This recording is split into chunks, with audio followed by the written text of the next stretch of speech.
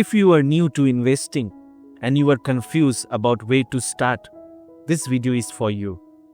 When someone is a beginner, the biggest problem is the fear of making mistake. People think, what if I lose my money? And because of this fear, many people never start investing at all. That is why mutual funds are perfect starting point for beginners. Reason number 1. Mutual funds are simple and tension-free. You do not need to decide which stock to buy or when to sell. All this work is done by expert and you can invest peacefully. Reason number 2. You can start with a small amount. You do not need a lot of money. You can start with just 500 or 1000 rupees per month using SIP. Reason number 3. Better risk control. In mutual funds, your money is invested in many companies, not just one. So if one company performs badly, your entire money does not get damaged. Reason number 4. It builds discipline. SIP teaches you the habits of investing every month. Slowly, investing becomes a part of your life.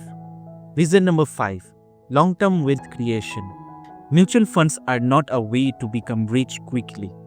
But if you stay invested for a long time, they can help you build strong wealth.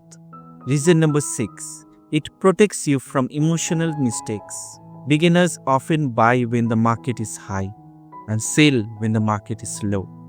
Mutual funds help you avoiding these mistakes. Now remember one important thing. Mutual funds are not magic. The market will go up and down. But if you stay patient and invested for a long term, result will come. So if you are still waiting to start, remember this. Do not wait for a perfect time.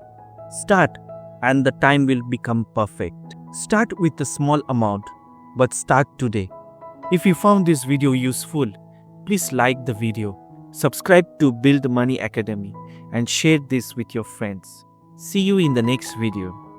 This video is made only for educational purposes. We are not giving any investment advice.